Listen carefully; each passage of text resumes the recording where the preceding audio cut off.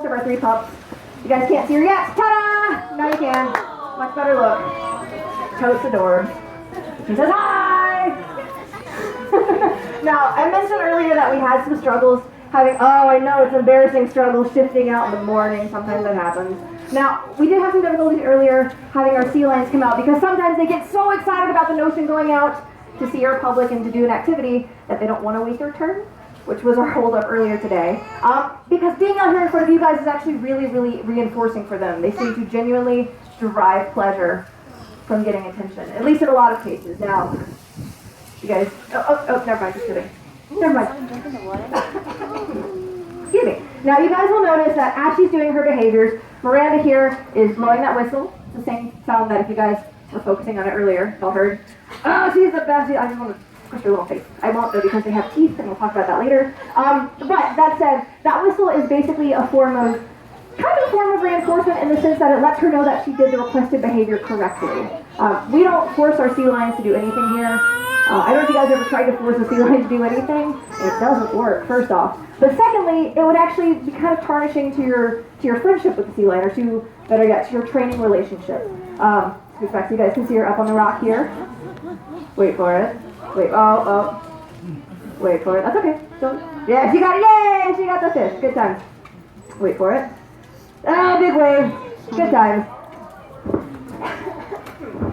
Anyway, what was I getting at? Talking about something. Oh, reinforcement. Okay, so we can't make our sea lions do anything here, and we don't try to because ultimately that could make things a little bit less friendly as far as the interactions between our animals and our trainers. And so instead, if they opt against doing a behavior, we don't acknowledge it, we just move on. We move to something else that they may be more inclined to do. We don't want to give them attention for not doing the behavior because basically that in its own right is pretty reinforcing. I'll give you guys an example to kind of put it in more layman's terms as it comes to training and things that you guys probably encounter in your daily life. Anybody here have kids? Or regularly interact with kids? Oh, that was fancy. Check that out. Now this is one of her favorite behaviors to do, by the way, and that behavior, again, in its own right is very reinforcing. It's one of her fun behaviors. She seems to really like showing it off, which is pretty cool. This behavior here is called targeting. And it's actually one of the first behaviors that we train our sea lions to do when they come here to our zoo. Basically, they touch their nose to either our fist or a particular object, like that ball right there. And by touching their nose to it, they're actually able to build that into bigger behaviors. So you guys can see that Miranda is guiding her through the water, cueing her to jump up to touch that, and eventually what they can do is they can actually train that jumping behavior and the turning behavior into what's called porpoising, or by going like this, with that stick, with the ball at the end of it, the sea lion will actually leap out of the water in this fashion. So it's something that can be used to sculpt or to model different behaviors into something bigger and more exciting. Very important. We target train a lot of our stuff here, actually. Y'all, I'm not gonna lie, she's doing so well right now. I'm so impressed. Miranda, you're a champion. Rue, you're a champion too. You guys are both champions. Yeah. Oh, she says bye. Good times. Bye, Rue. Alright, so Rue's gonna head back inside now. Inhibit that behavior from happening. What would you do? I'm curious. Any guesses? Thank them. I'm seeing a lot of like, oh, hey, look, there's another sea lion! Check it out, guys, it's Zoe! Yeah! Zoe the sea lion, check it out. You guys don't seem near as excited as you should be. I'm actually really excited because that means I don't have to follow as long as Yeah, Zoe! Oh, that's good. Okay, we're going to come back to that demonstration and let you guys think about it for a little bit, what you would do if you were the parent in the situation of the screaming child at the toy store. We will come back to it. In the meantime, this is Zoe, and as I mentioned, Zoe was born in New York. She is the daughter of the male sea lion that we used to have here. And Zoe is actually a really important, what's a good word I'm looking for here? Zoe is a really important part of our Audubon family because she, oh, hang on, wait for it. I don't want to talk over any cool behaviors. Oh, so close.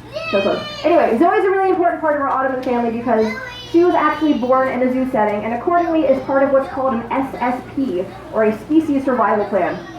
In case you guys can't see her, again, Zoe, super cute.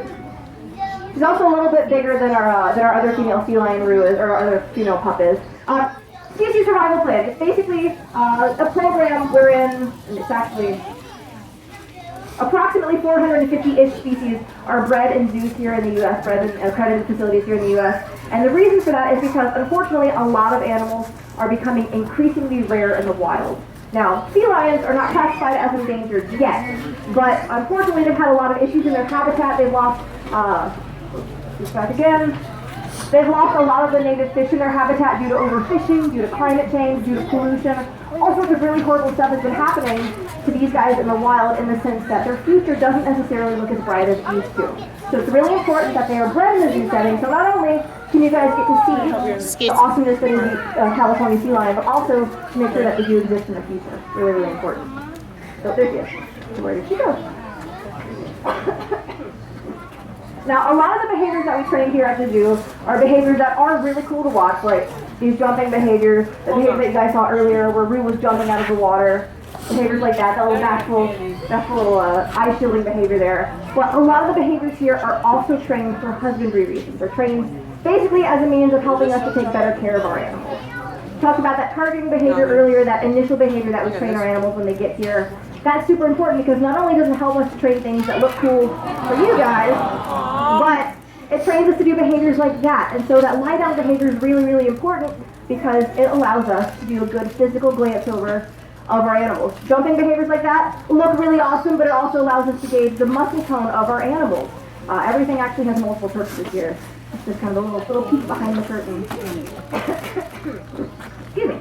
So again, that lying down behavior, you guys can see she's showing off those flippers right there. Morgan's able to do a nice physical once-over to feel if she's got any scratches, feel if she's got any abrasions, if he's got any type of swelling or anything. And we do regular checks like this in our sea lions several times a day. You guys also notice that with both Rue and Zoe here. Oh, that one's another one. That's another really great way to gauge physical condition. Check and see how that flexibility is doing. Check and see how her flippers are doing as far as health is concerned. Again, target behavior right there. Very nice. That's awesome. Good job, guys. And you guys also, I mentioned the yeah, that's 3 for 3, you guys. Woo! Yeah! I'm so happy. Y'all don't understand because when they were telling me earlier that I might have to do a lot of stalling, I was really, really nervous because I didn't bring my notes. So this is great. Okay, so this is Huey, and he's. I don't have a favorite sea lion, but if I did have a favorite sea lion, it would probably be Huey. Like I said, he's a little bit bashful. Huey here and Rue actually ended up here at the zoo as a result of what's called a UME. UME is basically an acronym for unusual mortality events.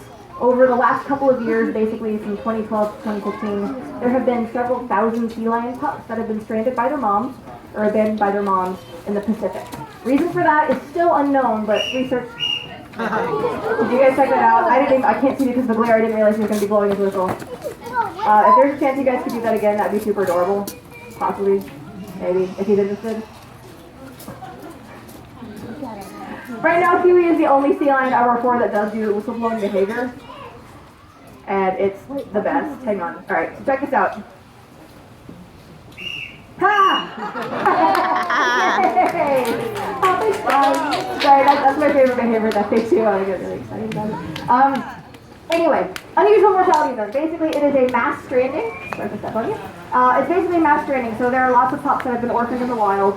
Scientists don't know the cause of it, but they do think that it's related to climate change, or the water's getting warmer and there being fewer fish as a result. Related to overfishing, particularly of sardines, which is one of their favorite foods in the wild, and also as a result of pollution.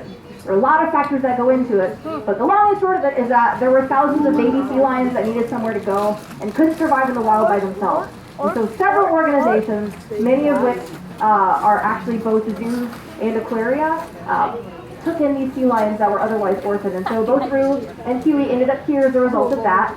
They're now about 3.5 years old. And actually Rue and Huey, and then Zoe, they're all the same age, right around 3.5 years old. But that just goes to show the importance of zoos and aquaria as it pertains to conservation and native species here. Now you guys can see again another physical exam. Use with those flippers. We're going to get a good glance over. Able to feel, make sure nothing's injured. Good stuff. Yeah, good times.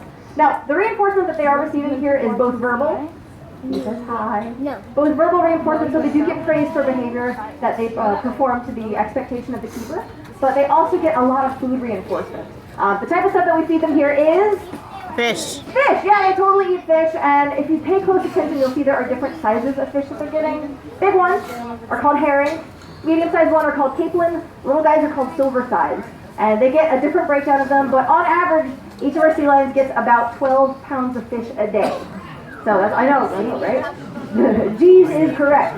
They eat a whole lot in order to do really well during the winter. Now this is Lily.